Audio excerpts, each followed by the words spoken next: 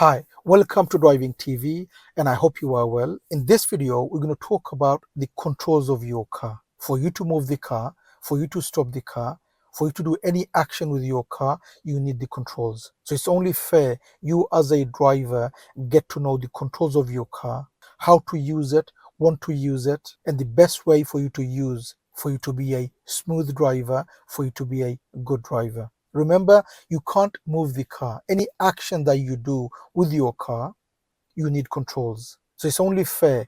It's important you get to know the controls of your car. That way, not only you're going to use it at the right time, but you will also use it smoothly so that your driving becomes smooth and you are using it exactly by knowing why you are using it and how to use it. Let's start the lesson. Okay, so let's talk about the controls of your car. You have your feet controls and then you have your hand controls.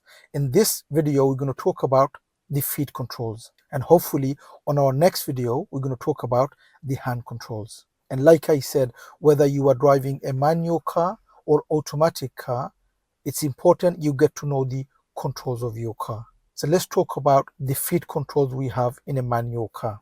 So like I said, this is a manual car. We have three controls, okay? We have A, and then we have B, and then we have C. We have A, B, and then we have C. A for accelerator, B for brake, and C for clutch. These are the three you have in a manual car. If you're driving or learning in an automatic car, then you only have the accelerator, brake, and you don't have the clutch. You don't need to change gear in an automatic. Why?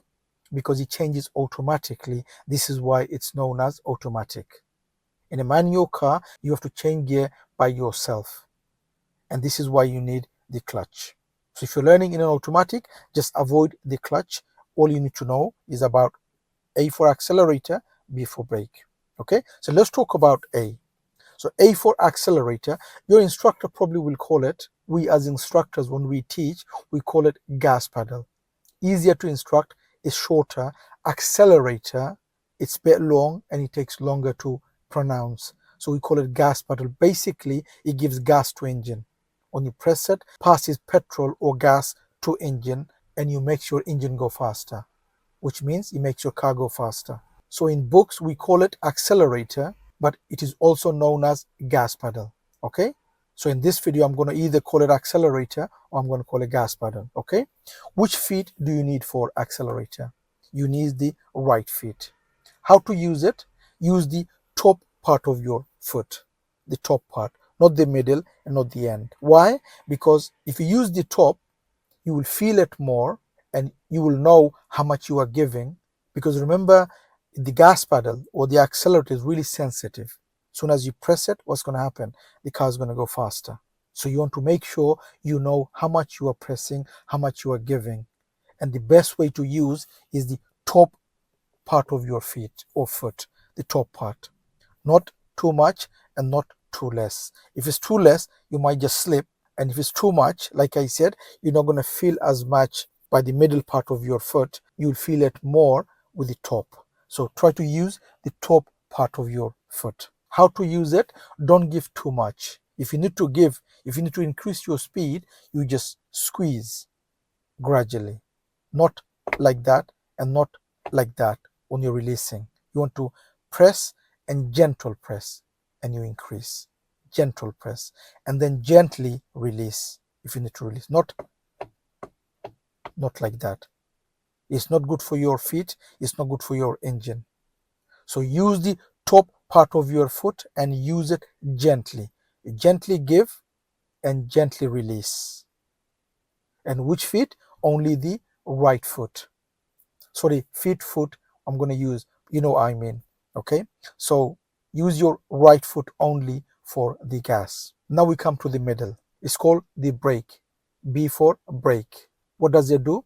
The brake has three jobs. Slows the car, stops the car, and it gives the signals to the car behind.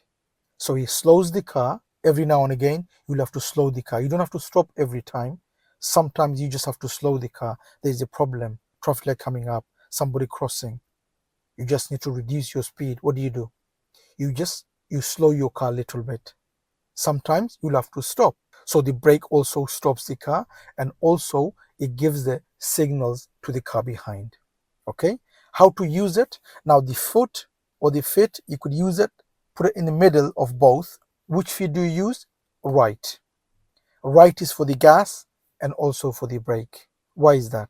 Why do we use the same foot? Why not the left for the brake and right for gas? Why do we use the right for gas and brake? Why is that? The reason, because you never need both same time. You will never need the gas and the brake same time. You will never need that. You either increase or you slow or stop. It's never gas and brake same time.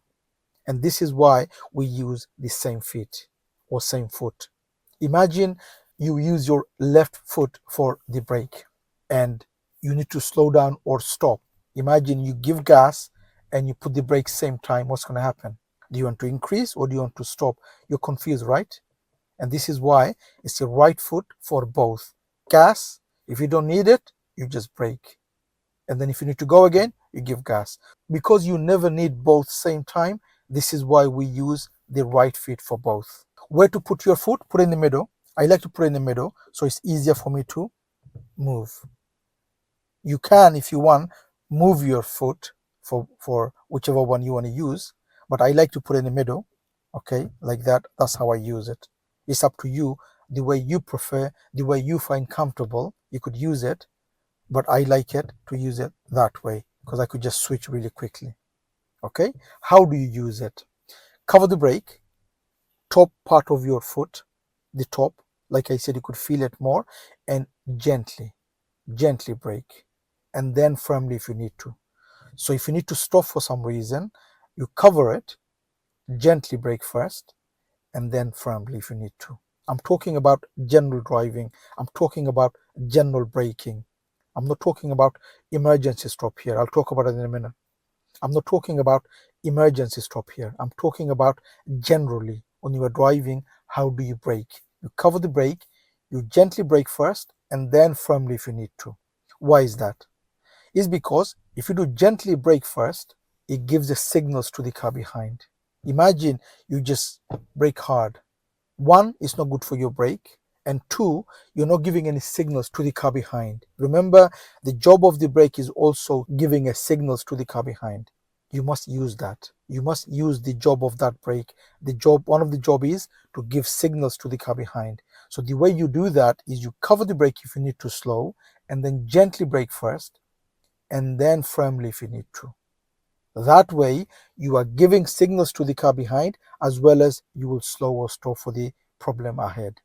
If you just jam on it, your braking is going to be bad. I mean, the way you drive is going to be rough. You're going to ruin your brake pads, and you're not helping drivers behind. You're not giving them any signal. So use the job of the brake, the signal, use it to help others. Okay? So the way you use, this is your gas, you're driving, and you need to slow or stop for some reason. You off gas and you cover the brake. Cover it. And then gently brake, and then firmly if you need to stop.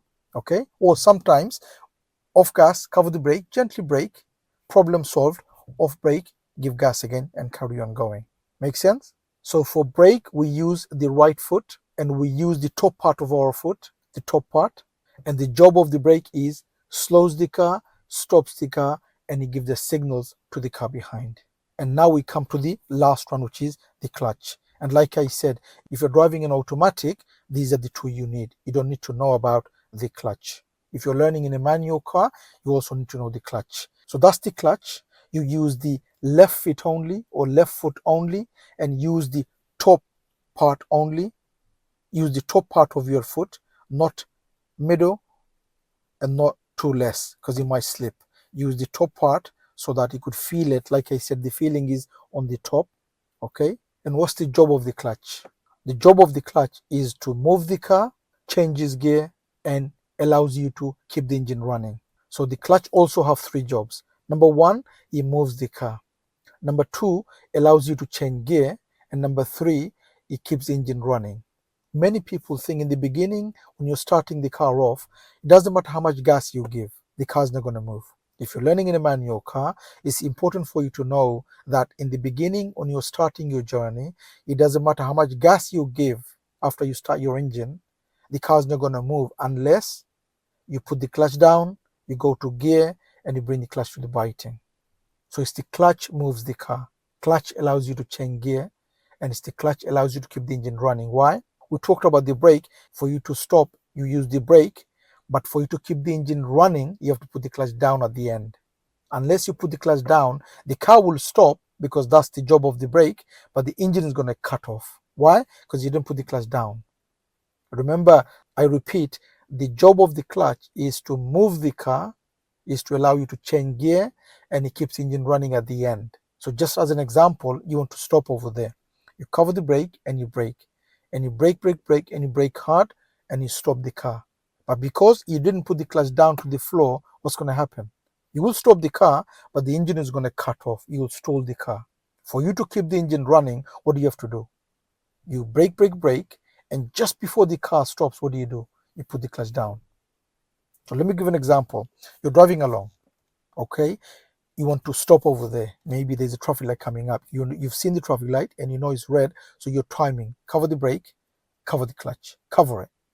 You brake, and just before the car stops fully, what do? Put the clutch down and brake a little bit more and release a little bit and then put it back on again. Why?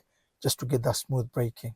But that's another lesson. So that's how you brake to stop the car. Okay, so off gas, cover the brake, cover the clutch, brake, and just before the car stops, put the clutch down and then stop. Okay, don't do this. The other problem many make is that they cover the brake, cover the clutch. For them to stop, they put the clutch down first and then they brake. That's the wrong way around, isn't it? What's first? What's the job of the brake? What's the job of the clutch? How do you slow the car? With the clutch or with the brake? With the brake, isn't it? So when you cover the brake and the clutch, don't put the clutch down because you want to slow the car first. So whose job is it to slow the car? The clutch or the brake? It's the brake, right? It's the brake slows the car, not the clutch. So what do you slow it with? Brake.